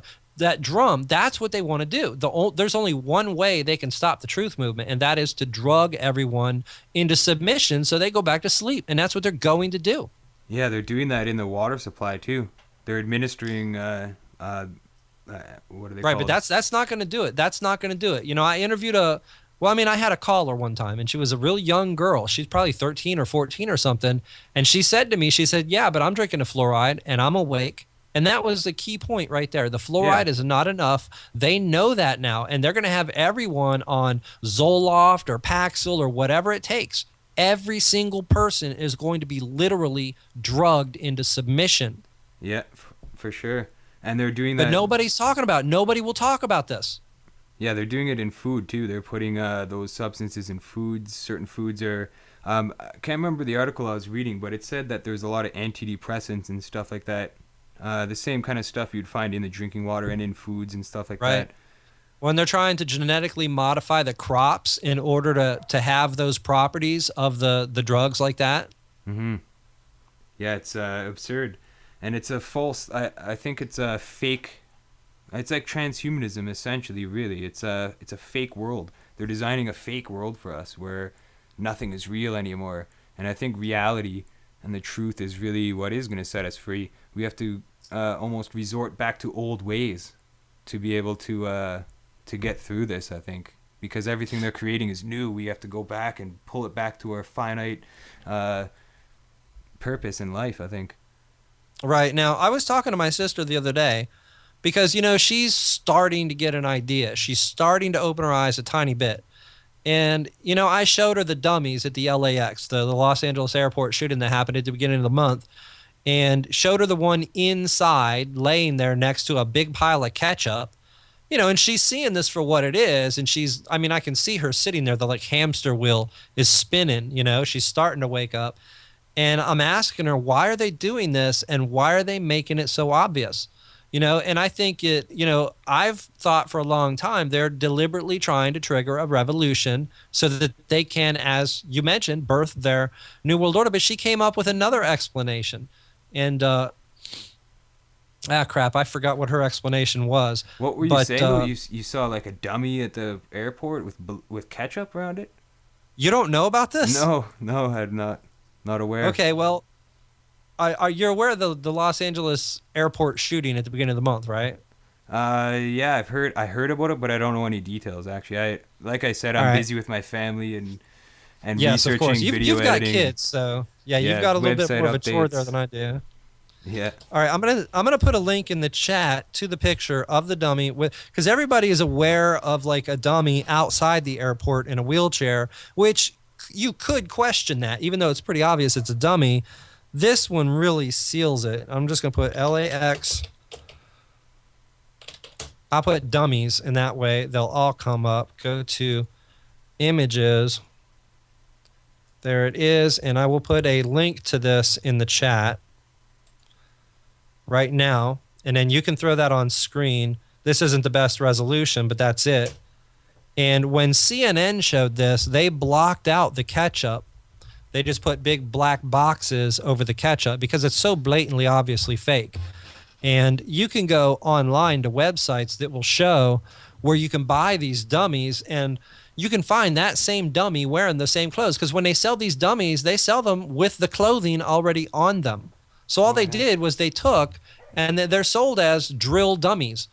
They took a drill dummy, threw it on the ground. The hand came off of it. It's laying behind it. And they squirted some ketchup. And they even put stain protectant on the carpet before they squirted the ketchup on there. It's just unbelievably obvious. And the question is, why are they making it so obvious to us what they're doing? They want us to see this. Yeah, that's a good question. Why? Exactly. Why are they doing it, right? And the reason this comes up in my mind is because you mentioned false reality. Mm-hmm. They're trying to suck us into this situation where people can't distinguish from what's real, the world they give us or the world we see. You know what I mean? And I can look at that and I can obviously see that's a dummy. Other people, they don't know what to believe anymore. They're lost. They're losing it. They're fracturing people's minds. Very gullible, I guess. Easily leadable, yeah. And it's crazy. I mean, how can your stereotypical person who wants to be blindly obedient to the government, how can they live when they see something like that? Can you put that image on screen? I tried, actually. I clicked on it and it's not popping up. I'm going to try again here. It's working for me. Doesn't seem to be popping up. I think I'm going to have to actually manually highlight it. We have a question in the chat about the announcement from IC Freedom. Okay, the announcement, not that it's ready to go, it's something else I've got to build over a period of a year or two, is that, and I can't even say Truth Broadcast Network is going to have multiple channels, because it may turn out that Truth Broadcast Network is one of multiple channels. And I can't even say these are all going to fall under the umbrella of another network, because I don't even know that that's going to be the case. I don't know how the structure is going to be created. I don't know how it's going to be rolled out, but there are going to be multiple channels, and I'm going to start with 8. It may take a while to fill all 8 channels with broadcasters, just as it took a while to fill Truth Broadcast Network, but we can't just have one channel that's, flipping different broadcasters. We're going to have multiple channels just like television, and in the distant future, we're going to have an electronic device that people can, buy off the web,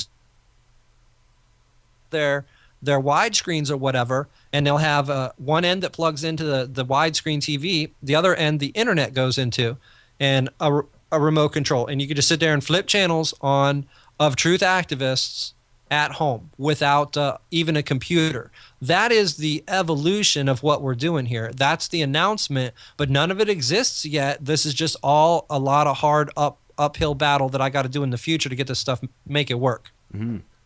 So yeah, if anybody out there, wants to contribute or help bring this idea to fruition, or have any ideas, definitely get in touch with Harry and the Truth Broadcast Network. You know what I mean? Right. What I imagine in my mind is that I'm going to get that image here quick, just on the screen here. Here's that image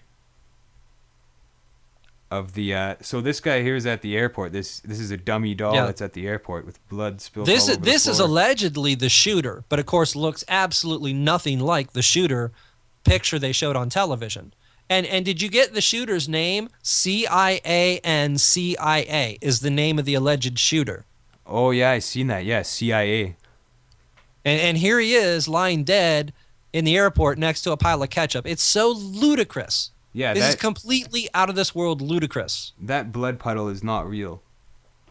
I mean, that's not real blood. Even Hollywood, even the cheesiest B movies and horror in Hollywood had better looking fake blood than that. So that's the LA airport shooting, I guess. Right, and that really, adds emphasis to, after the Boston bombing, people were saying, well, these are crisis actors. These aren't really dead people or people missing limbs. These people were, missing limbs to begin with. They're crisis actors who are missing limbs, and that does exist. It's used for military training. And people said, no, that can't be. Well, now they're flat out using dummies in their psyops. So that kind of lends credence to the other thing. That's crazy, yeah. I mentioned in the Sandy Hook documentary too that about the training drills in Denver and all that stuff, like the crisis actors programs and stuff like that. In my opinion, though, still just off of the people that have contacted me and the reactions I've seen and stuff like that, I don't know. I still do think that there were some real victims in Sandy Hook. I mean, I do believe that Adam Lanza was set up as a patsy, but I believe that there was a highly trained professional kill team in there, and they got busted in their tracks. And I mean, what better way to get people to want to give up their guns, which is in report from Iron Mountain. It's in all these documents that they are trying to disarm the public, because they need to disarm the public to bring about this one world government. Right, and that's in Bill Cooper's book, Behold a Pale Horse, 1991, and he specifically said they were going to put people on psychotropic medication in order to cause them to do these killings. And I don't want anybody to misinterpret me. I'm not saying there have never been any real victims. I'm saying those are dummies. That's what I'm saying. Yeah. Well, that LA thing was definitely brutal. Like that's unreal. Literally. And not only that, I have video of they say it started with the shooting. I have video. The first thing that happened at that airport were 2 police officers rushed into the airport shouting and screaming. Everybody was calm up until then. That's how it all started. It's completely staged. Huh. Oh, yeah. I remember seeing that video. That's the clip I saw when I was looking. Right. When I first there heard was about it, no I saw shooter. that clip. And there was some guy with the camera standing, like, telling people, no, what are you doing? What are you doing running away? Yeah, he was telling them to calm down. He understood what was going on. Yeah, I didn't see that other picture though of the shooter with that big blood pile there, with Jello pile. Right, or whatever and it was. that's one of the most disturbing things is the way the truth movement almost glossed over that entire thing, because there was no debate. Once truth activists saw these dummies, they said, okay, clearly this is staged, clearly it's a psyop, clearly they're lying, and the attention went somewhere else, such that it never got exposed, it never got shown. Interesting. Definitely. I'm gonna have to look Because into that more. I'm sorry, I don't mean to keep cutting you off, but it was like a, what do they call it? Open close case. We didn't even investigate it. Yeah, I'm gonna look into that though. Now that you pointed that out, I'm definitely gonna have a closer look into that because it's very interesting for sure. I'm sorry I keep cutting you off. I'm just going to shut up until you ask me questions. All right, Mark? Oh, it's all good. I mean, I think I cut you off a couple times too. Sometimes that happens. There's a bit of a delay sometimes too with the transfer. So when somebody starts, that's the way it is with broadcasting though, or interviews anytime. Right. For sure. But yeah, I guess we got a couple minutes left. Not too much time left in the broadcast. I was just wondering if you wanted to plug anything, or if you had any messages for anybody or anything like that. Any final statements? Obviously, the network is getting so big. There's too many sites for me to plug them all. So I would just say Truth Broadcast Network. Of course, Unveiling the Truth is your broadcast at 10 p.m. Saturdays, which people are watching now. We're bringing on more broadcasters. We're still recruiting. If anybody wants to broadcast, contact me at facebook.com/D2NWO, D2NWO. That stands for Death to the New World Order. I don't even plug my own site because I don't have time to work on it. And we're trying to grow this. It's just going to get bigger and bigger. There's no doubt about it. The awakening is getting faster to the point where when people are waking up now, they don't want to just read a book. They want to be talking. They want to be getting their voice out there. And, if I had to wrap up with something, I mean, the bottom line is we've got to take action. We can't sit here and do what is in the best interest of ourselves as individuals, or do what is in the best interest of our family. And I know that's tough, especially for people who have kids. But the New World Order is counting on everyone to do what is in their own best interest, or what's in the best interest of their family or their community or their company or even their nation, because as long as everyone acts in accordance with what is in their best interest, they're acting according to the script that has been laid out. We have to learn to start seeing the big picture and acting against the New World Order as a humanity, as a collective, regardless of people's nationality or religion or language. We have to do that. Otherwise, it's already over. And again, if you're seeing this as a physical battle, you've already lost. You've got to open your eyes and understand this is a spiritual battle. If it's only a physical battle, it doesn't matter anyway. You might as well just go ahead and shoot yourself in the head, and it's over. This is a spiritual battle, and you've got to start seeing it that way, and you got to start fighting it that way. And when you're dealing with a police officer, don't look at the ground and walk away and hope he doesn't bother you. Look at him dead in his eyes, walk up to him and ask him if he knows where the store is you're looking for. Use him like a phone book. Don't act like you're afraid of these people. Yeah, well said, for sure. And it is hard to transition and break away from that. Like with the March of Freedom, when I left to do that, I had to say enough's enough. I had to leave my family behind and do that for 6 weeks, 7 weeks, between 6 and 7 weeks. And sometimes that's what people have to do. They have to weigh out their options and say, okay, this is for the future. This is for humanity. This isn't for me. This isn't for my family. This is for humanity. And that's why we do what we do, I think, for sure. And absolutely, because there's no point in preserving your family if your grandchildren or their grandchildren are going to live under the tyranny you didn't fight. Absolutely. Well said. So I guess I just want to thank you for coming on the show today for this interview, Harry, and thanks for going in depth with all the subjects we talked about. And I guess that's it for the show. I want to thank everybody as well for watching Unveiling the Truth. Next week we have a special guest, David Sylvester, motivational speaker, a good friend of mine who lives in Sudbury here, and he's got a wealth of information to share with everybody, so I'm looking forward to that. And a whole new schedule coming out as well of episodes with Unveiling the Truth. And Harry, thanks again for being on the show. Always. Well, thanks for having me, Mark. Yeah, indeed. And death to the New World Order, my friend. Death to the New World Order. It's the age of the conscious, warriors rise through the brimstone and the flames, through deception and lies. It's time to be strong, staring evil in the eyes. The world's full of tyrants, the serpents be wise.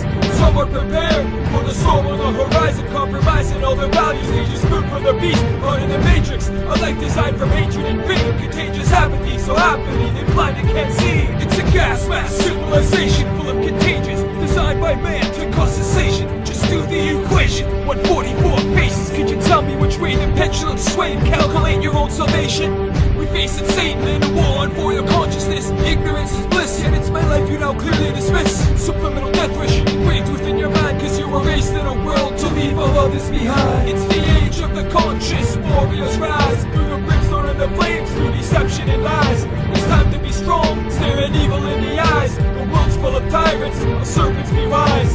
Some are prepared for the storm on the horizon, compromising all their values. They just food for the beast, caught in the matrix. A life designed from hatred and greed, contagious apathy, so happily they blind and can't see. It's just a matter of time till the world is aware.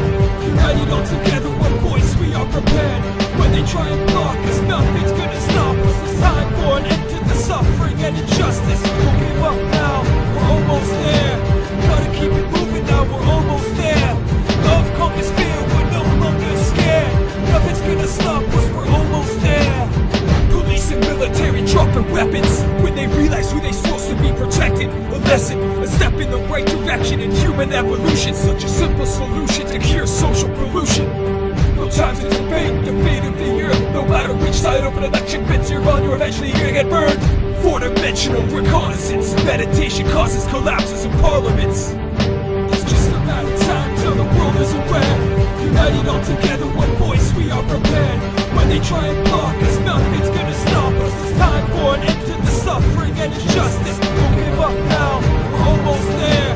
Gotta keep it moving now, we're almost there. Love conquers fear, we're no longer scared. Nothing's gonna stop us, we're almost there. It's just a matter of time till the world is aware. United all together, one voice, we are prepared. When they try and block us, nothing's gonna stop us. It's time for an end to the suffering and injustice. Don't give up now, we're almost there. Gotta keep it moving now, we're almost there. Love conquers fear, we're no longer scared. Nothing's gonna stop us, we're almost there. It's just a matter of time till the world is aware. United all together, one voice, we are prepared. When they try and block us, nothing's gonna stop us. It's time for an end to the suffering and injustice. Don't give up now, we're almost there. Gotta keep it moving now, we're almost there. Love conquers fear, we're no longer scared. Nothing's gonna stop us, we're almost there. Soldiers, don't give yourselves to brutes. Men who despise you, enslave you, who regiment your lives, tell you what to do, what to think, and what to feel, who drill you, diet you, treat you like cattle, use you as cannon fodder. Don't give yourselves to these unnatural men with machine minds and machine hearts. You are not machine.